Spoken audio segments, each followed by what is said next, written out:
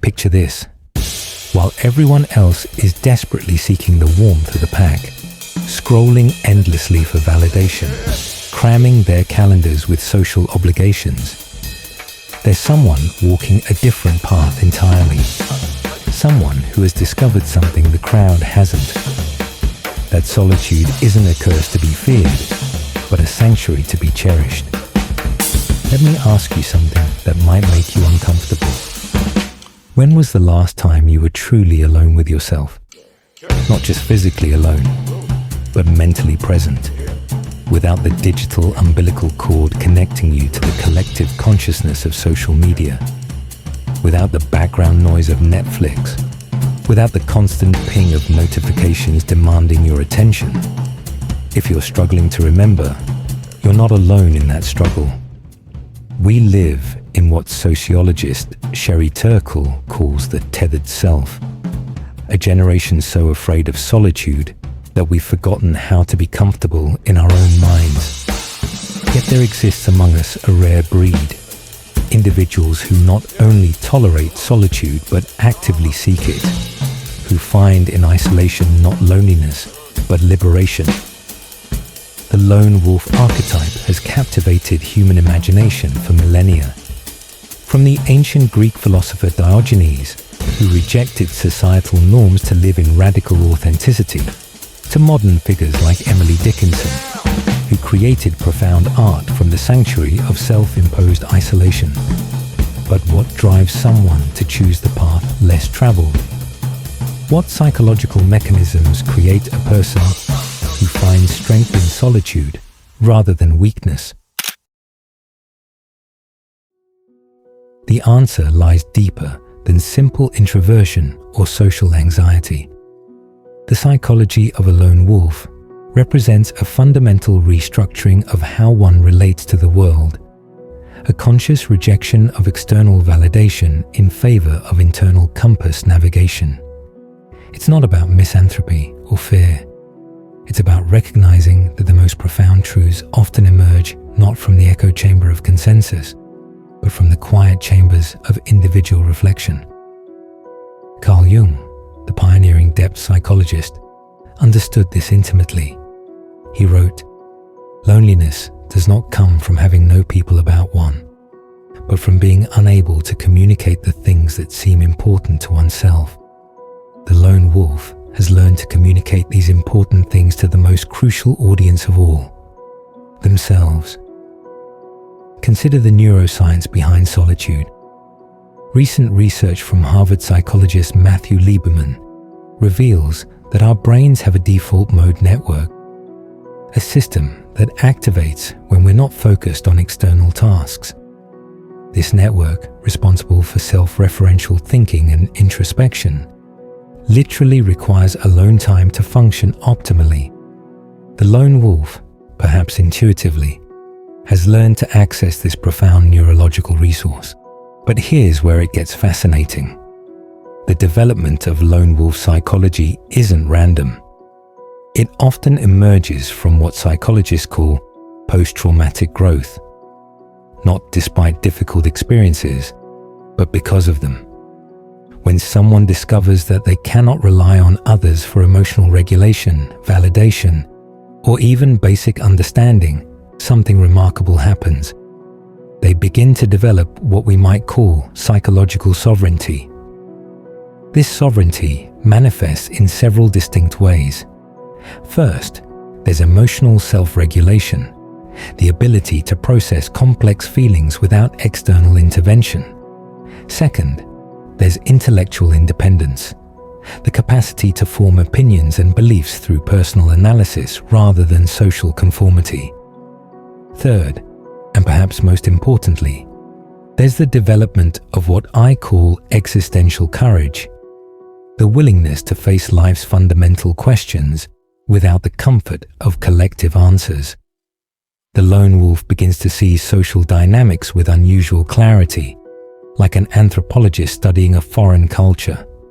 They observe how people perform identity rather than embody it, how conversations often serve as mutual validation exchanges rather than genuine communication, how many social connections are based on mutual need rather than authentic appreciation.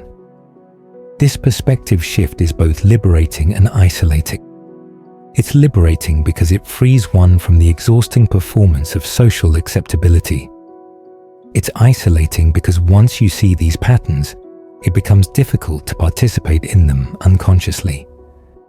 The lone wolf finds themselves living in what the philosopher Søren Kierkegaard called the crowd paradox, physically present, but existentially distant from collective experience. But before we romanticize this psychological profile, we must acknowledge its shadow side. The same mechanisms that create independence can also foster cynicism. The same clarity that reveals social pretense can also blind one to genuine human connection. The path of the lone wolf is not without its psychological pitfalls, which brings us to our central question. Is the lone wolf born or made?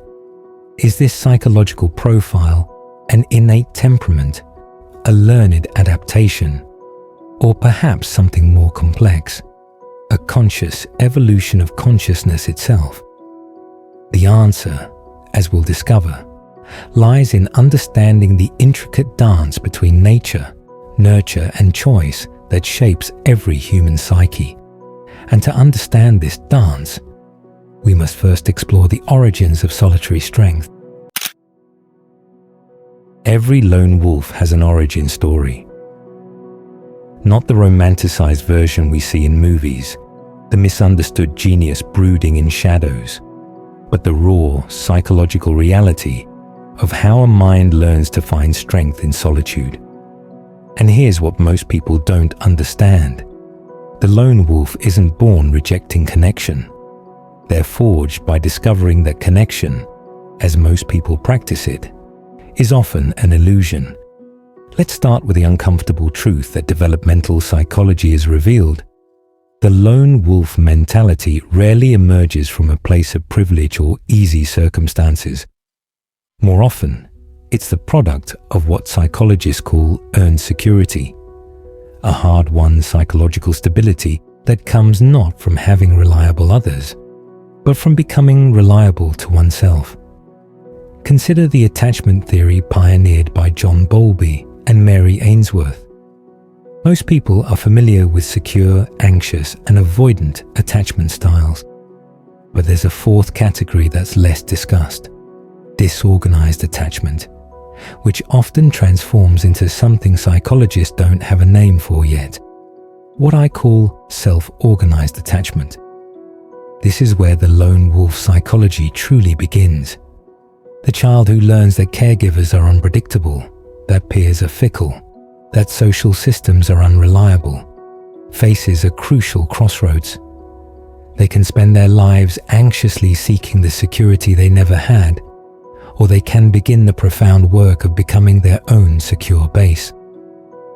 The lone wolf chooses the latter path, often without conscious awareness of making this choice.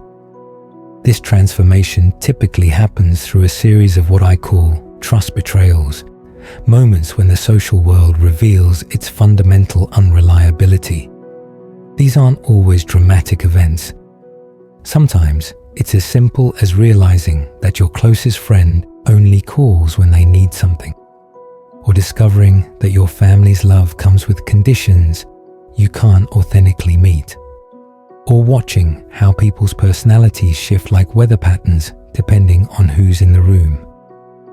Each betrayal is a data point, and the developing lone wolf mind is exceptional at pattern recognition. They begin to see what others miss. How much of human social behavior is performance, transaction, and mutual deception. This isn't cynicism born of bitterness, it's clarity born of observation. But here's where the psychology gets fascinating. Instead of becoming bitter or vindictive, the lone wolf typically responds with what can only be described as radical self-reliance. They begin developing what psychologist Albert Bandura called self-efficacy, but in an extreme form. They learn to meet their own emotional needs, validate their own experiences, and find meaning through internal rather than external sources. This process often involves what Jung called individuation, the psychological development of one's unique potential. But for the lone wolf, individuation isn't a midlife crisis luxury. It's a survival strategy developed early and refined continuously. They become their own parent, their own friend, their own counsel, their own source of wisdom and comfort.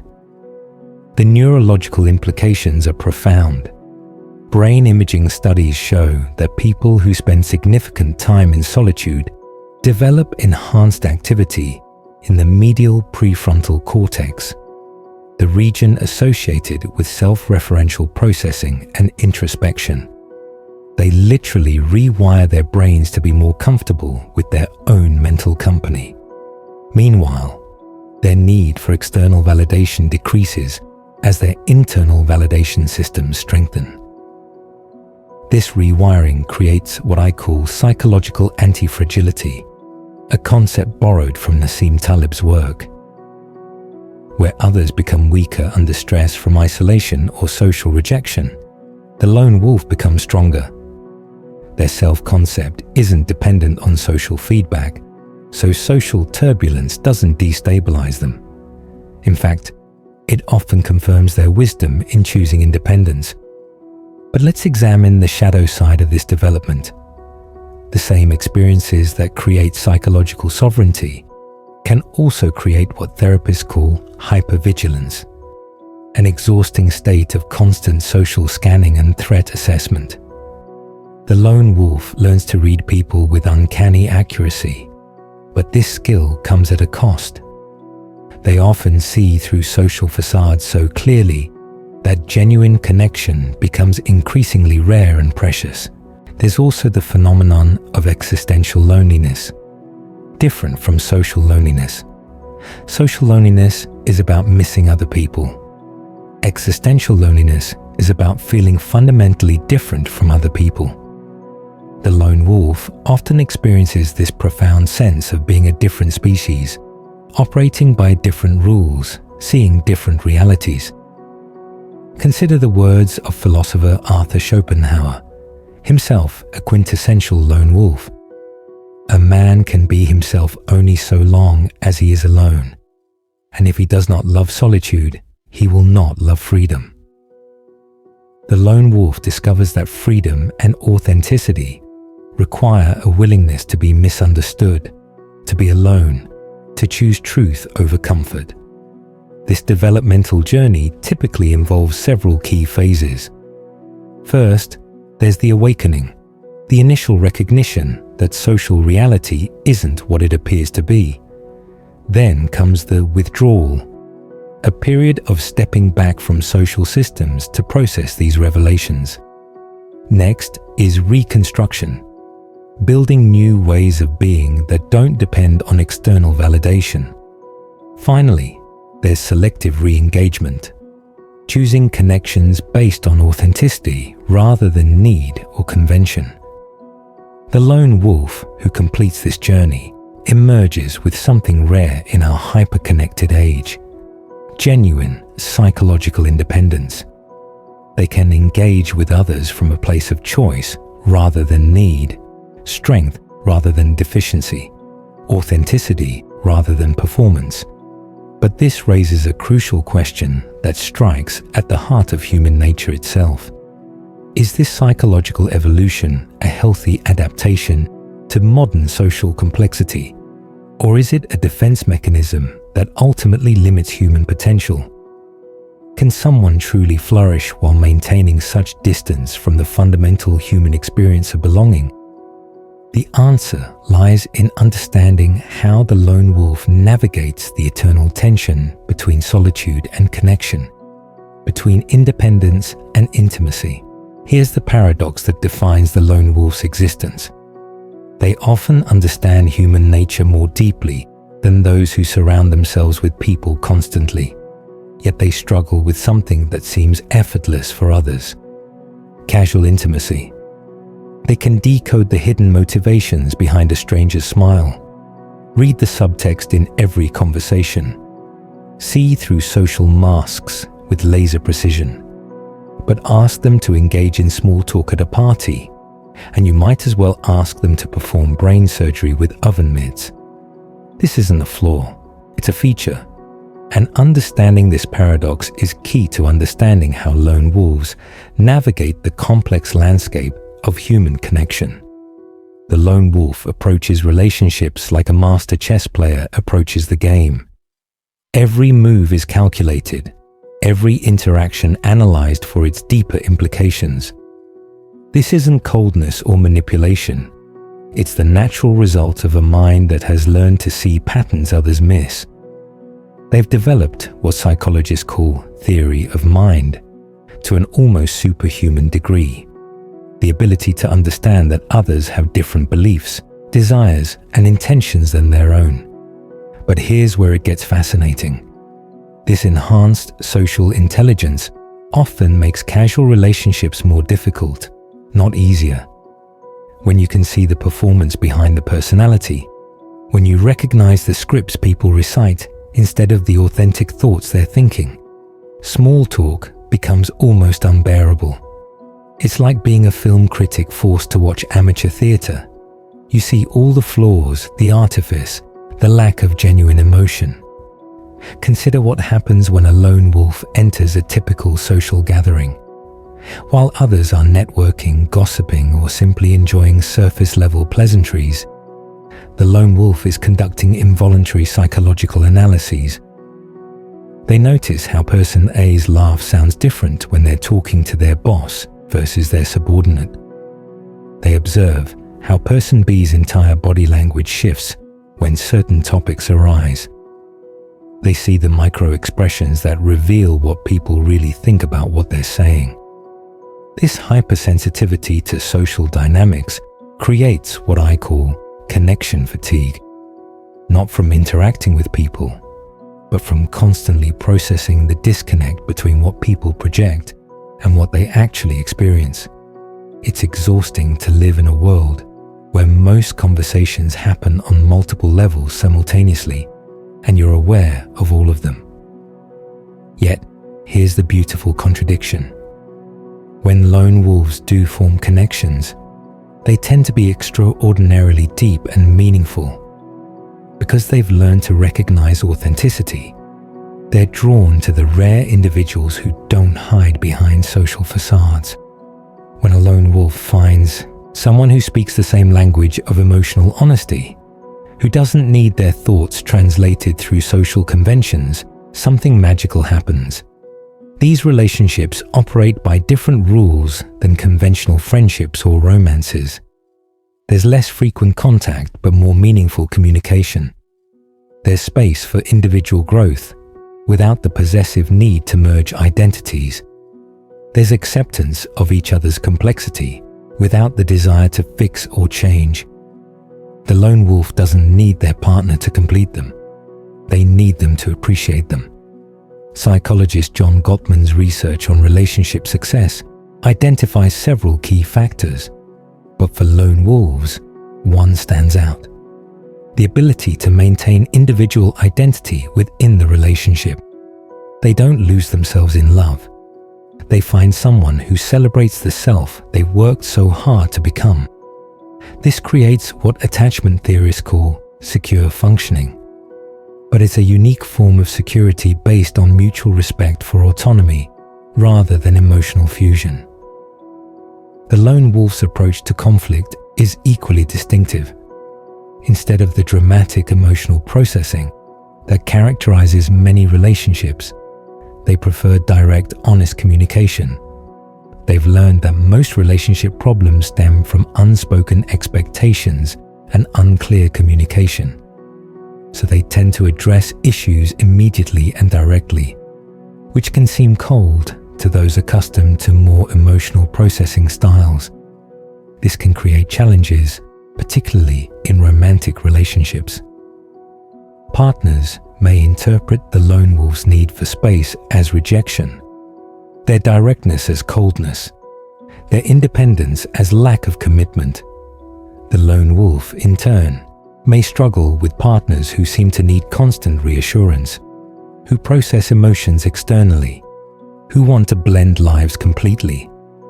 But when it works, when two people can appreciate each other's autonomy while choosing to share their lives, it creates something rare in our codependent culture. A relationship based on want rather than need, choice rather than compulsion, appreciation rather than possession. The lone wolf parent presents another fascinating psychological profile. They tend to raise children who are unusually independent and self-aware, but they must consciously work to provide the emotional warmth and attachment security that comes naturally to more socially oriented parents. They excel at teaching critical thinking, authenticity, and self-reliance, but may need to deliberately cultivate emotional expression and social skills. In friendships, lone wolves often serve as the trusted advisor, the one people turn to for honest perspective when everyone else is telling them what they want to hear.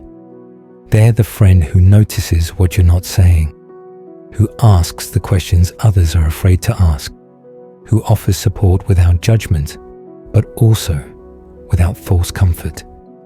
Yet they rarely have large friend groups. Quality over quantity isn't just a preference, it's a psychological necessity. The emotional energy required to maintain multiple relationships while staying true to their authentic self would be overwhelming. Instead, they cultivate a small circle of deep connections, relationships that can withstand periods of distance and silence without deteriorating. The lone wolf understands something that our culture of constant connection has forgotten: that healthy relationships require healthy individuals, that you cannot truly love another until you've learned to love your own company, that the deepest connections often happen in comfortable silence rather than constant communication. This brings us to perhaps the most misunderstood aspect of lone wolf psychology: their relationship with solitude itself. For most people, being alone is something to be endured until they can return to social connection.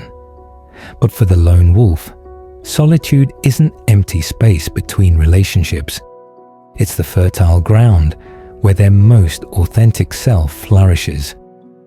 But what happens when this preference for solitude meets a world that increasingly demands constant connectivity, social media presence, and collaborative participation? How does the lone wolf maintain their psychological integrity in a culture that pathologizes independence? Imagine trying to maintain your authentic self in a world designed for performance. Picture attempting to preserve deep thought in an environment engineered for shallow engagement. This is the daily reality of the lone wolf in the digital age, navigating a society that has not only forgotten the value of solitude, but actively punishes those who seek it. We live in what social psychologist Sherry Turkle calls the culture of connectivity, where being unreachable is considered antisocial, where deep focus is interrupted every few minutes by design distractions, where your worth is measured by your follower count rather than your character depth. For the lone wolf, this isn't just inconvenient, it's psychologically violent. The modern lone wolf faces a predicament that their historical counterparts never encountered: how to maintain psychological sovereignty in a world designed to eliminate privacy, solitude, and independent thought. Every app on your phone is engineered by teams of neuroscientists and behavioral economists, whose job is to make you crave external validation, to make solitude feel like punishment rather than peace. Consider the psychological assault of social media on the lone wolf psyche. Platforms like Instagram and TikTok operate on what researcher Adam Alter calls behavioral addiction principles, intermittent variable rewards that trigger dopamine responses similar to gambling. But the lone wolf, who has learned to find satisfaction in internal rather than external validation, experiences these platforms differently. Instead of addiction, they often feel revulsion. Instead of connection, they see performance. Instead of community, they recognize carefully curated illusions. This creates what I call digital alienation, a specific form of isolation that emerges when your authentic self cannot find expression in the dominant communication mediums of your culture. The lone wolf looks at social media and sees a hall of mirrors where everyone is performing versions of themselves designed to generate likes, shares, and comments. They see people broadcasting their breakfast, their workouts, their relationships, turning the most intimate aspects of human experience into content for public consumption. But here's where it gets psychologically fascinating. The lone wolf's resistance to digital connection often makes them more, not less, aware of authentic human nature. While others are losing themselves in algorithmic feedback loops, the lone wolf maintains what philosopher Martin Heidegger called authentic being, a way of existing that isn't determined by social expectations or external pressures. This authenticity comes at a cost in a hyper-connected world. The lone wolf, who refuses to maintain a constant social media presence, is often perceived as antisocial, mysterious, or even suspicious. In professional environments, their preference for deep work over constant collaboration can be misinterpreted as lack of team spirit. Their need for uninterrupted thinking time conflicts with open office designs and endless meeting cultures. Yet research from Cal Newport and others reveals that the lone wolf's instincts are psychologically sound. Deep work, sustained focus on cognitively demanding tasks, produces both better outcomes and greater personal satisfaction than the shallow work that dominates most modern careers. The lone wolf's natural preference for solitude and concentration aligns perfectly with what neuroscience tells us about optimal learning and creativity. The digital dilemma extends beyond work into personal relationships. Dating apps, designed to gamify romantic connection, often repel lone wolves who understand that authentic compatibility cannot be determined by swiping through curated photos and rehearsed bios. They seek depth in a medium designed for surface-level attraction, meaning in platforms optimized for mindless scrolling. This creates a strange paradox. In the most connected era in human history, the lone wolf often feels more isolated than ever, not because they lack access to people, but because most available forms of connection feel inauthentic, superficial, or designed to extract attention rather than foster genuine understanding. But the adapted lone wolf develops sophisticated strategies for navigating this digital landscape. They become masters of what I call intentional engagement, using technology purposefully rather than compulsively. They might maintain minimal social media presence for professional necessity, while keeping their authentic selves offline. They choose deep, long-form communication over quick exchanges. They protect their attention like a precious resource, understanding that in an attention economy, focus is the ultimate form of wealth. Many lone wolves discover that the internet, despite its social networking emphasis, can actually serve their psychological needs beautifully. They find communities of like-minded individuals who share their interests in philosophy, psychology, science, or art. They engage in deep discussions with people they may never meet in person, but who understand their thoughts in ways that geographically close acquaintances never could. The lone wolf often becomes a connoisseur of what researcher Cal Newport calls digital minimalism, using technology to support their values rather than letting technology dictate their values. They might use meditation apps to enhance their natural inclination toward introspection, or learning platforms to feed their intellectual curiosity, while avoiding the addictive social features that drain most people's mental energy. This selective engagement creates what I call technological sovereignty, the ability to benefit from digital tools without becoming enslaved by digital demands. The lone wolf learns to be unreachable when they need to think, to be present when they choose to connect, and to resist the cultural pressure to be constantly available to others' needs and wants. In work environments, the evolved lone wolf becomes what organizational psychologist Adam Grant calls a giver, but a strategic one. They contribute value through deep thinking, creative problem solving, and honest feedback, rather than through constant availability and social participation. They excel in roles that require independent judgment, sustained concentration, and authentic communication. The modern lone wolf also develops a unique relationship with information consumption.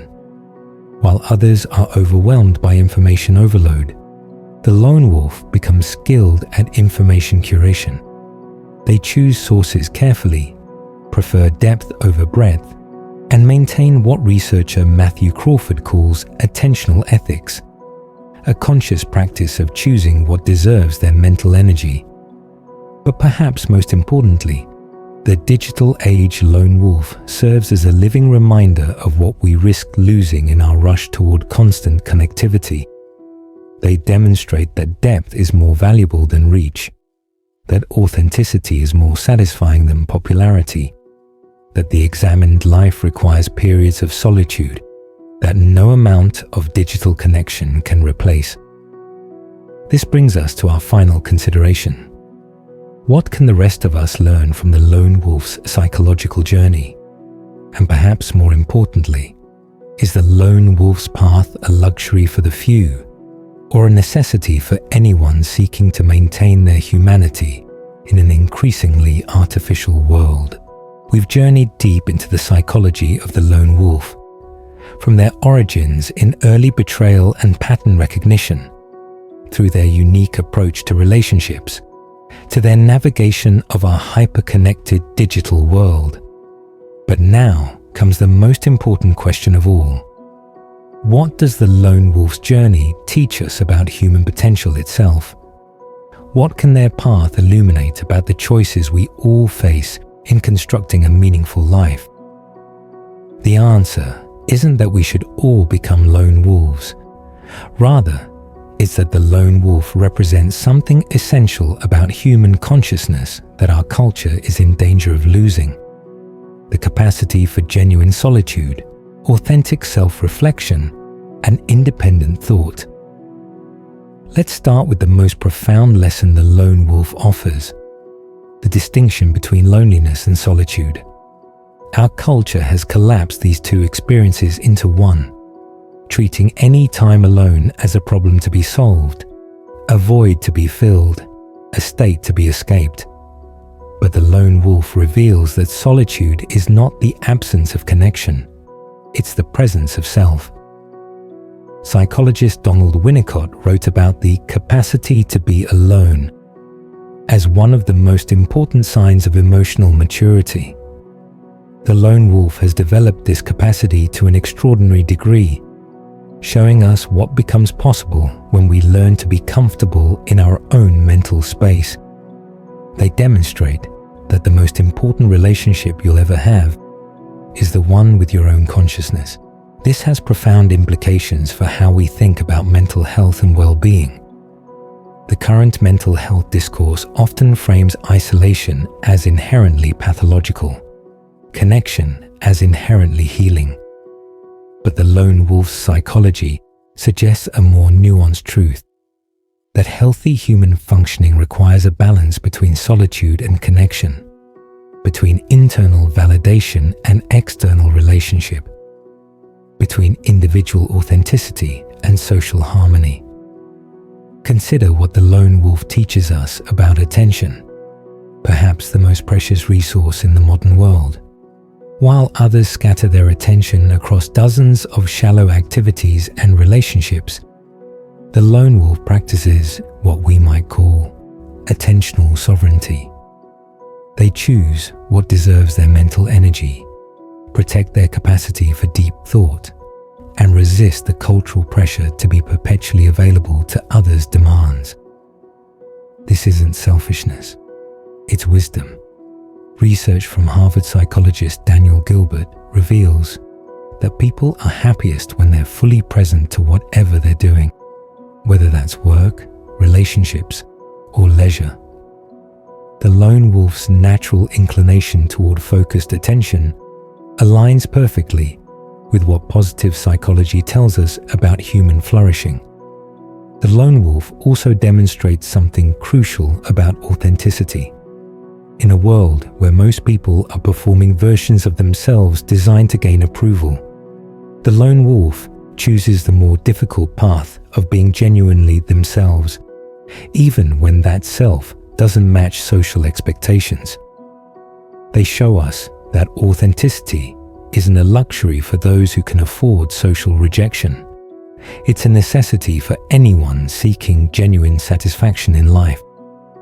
But perhaps the most important lesson concerns what philosophers call existential courage, the willingness to face life's fundamental questions without the comfort of easy answers or group consensus. The lone wolf lives with a level of existential uncertainty that would terrify most people. They don't know if their choices are right by social standards, but they know they're authentic to their own values and understanding. This courage extends to their relationship with meaning itself. While others often derive purpose from external sources, career success, social status, family roles, the lone wolf has learned to generate meaning internally.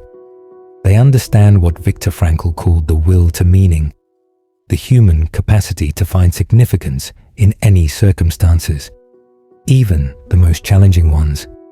The lone wolf's approach to decision-making offers another valuable lesson. Because they don't rely heavily on social validation, they can make choices based on their own values and long-term vision, rather than short-term approval. They demonstrate what psychologists call intrinsic motivation, being driven by internal satisfaction rather than external rewards. This doesn't mean the lone wolf is immune to doubt or struggle. In fact, their path often involves more uncertainty than conventional choices because they can't rely on social proof to validate their decisions. But they've developed what we might call uncertainty tolerance, the ability to move forward even when they can't be sure of the outcome. The lone wolf also teaches us about the nature of true strength. Popular culture often confuses strength with dominance, independence with isolation, self-reliance with selfishness. But the lone wolf reveals that genuine strength comes from knowing yourself so well that you don't need others to define you, yet being secure enough in that knowledge to remain open to authentic connection when it appears. Their approach to personal growth differs markedly from conventional self-help wisdom. Instead of trying to fix their weaknesses or adapt themselves to social expectations, the lone wolf focuses on understanding and developing their authentic nature. They practice what Carl Jung called individuation, becoming who they truly are rather than who others think they should be. This has implications for how we think about success and fulfillment. The lone wolf defines success internally, by their own growth, understanding, and authenticity, rather than by external metrics like wealth, status, or social approval. They demonstrate that it's possible to live a deeply fulfilling life even if that life doesn't look impressive to others. But we must acknowledge the shadow aspects of what lone wolf psychology reveals about human nature. Their journey often involves a level of social alienation that can be genuinely painful. They may miss out on certain forms of joy that come from unreflective social participation. Their analytical approach to relationships can sometimes prevent them from experiencing the simple pleasure of uncomplicated connection. The lone wolf's path is not for everyone, nor should it be. Humans are fundamentally social creatures, and most people find their deepest fulfillment through close connections with others. The lone wolf represents one important expression of human potential, but not the only one, or necessarily the best one for any given individual. Yet every person can benefit from developing some lone wolf qualities: the capacity for solitude, the courage to be authentic, the discipline to protect their attention, the wisdom to choose quality over quantity in relationships, and the strength to find meaning within themselves rather than depending entirely on external validation. Perhaps the lone wolf's greatest gift to our understanding of human consciousness is this: they prove that it's possible to live with integrity in a world that often rewards conformity, to find peace in an age of manufactured anxiety, to maintain depth in a culture of surfaces, and to choose authenticity over approval. They remind us that every human being contains within themselves everything necessary for a meaningful existence, that while connection with others enriches life immeasurably, the foundation of genuine well-being must be built on the solid ground of self-knowledge and self-acceptance. The lone wolf walks a solitary path, not because they hate humanity, but because they love truth, not because they fear connection, but because they refuse to accept substitutes for authentic relationship, not because they lack social skills, but because they value their time and energy too much to waste them on meaningless interactions. In watching their journey, we see both what we might become and what we might need to sacrifice to become it. The lone wolf reminds us that consciousness itself is a solitary experience, that no matter how connected we are to others, we each live inside our own minds with our own thoughts, facing our own mortality and meaning-making alone. The psychology of the lone wolf ultimately teaches us that solitude is not a problem to be solved, but a capacity to be developed, that authenticity is not a luxury but a necessity, and that the examined life, however challenging, is worth living. In a world that constantly tries to pull us outside ourselves, the lone wolf points the way back home, to the quiet space where wisdom grows, where truth lives, and where the most important conversations happen between ourselves and the mystery of existence itself. The path of the lone wolf is not easy, but it is authentic. And in a world desperate for authenticity, perhaps that's the most valuable gift they offer, the reminder that it's possible to be genuinely yourself, even when that self walks alone. Thank you for joining me on this exploration of lone wolf psychology here at CoreVantage.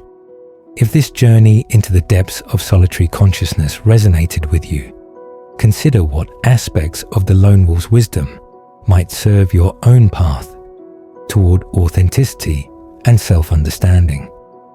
What relationship do you have with solitude? How comfortable are you with your own mental company? And most importantly, what would change in your life if you prioritized authenticity over approval? Leave your thoughts in the comments below. And if you found value in this exploration of human consciousness, subscribe for more deep dives into the psychology that shapes our experience of being human. Until next time, remember, the most important journey you'll ever take happens in the space between your thoughts.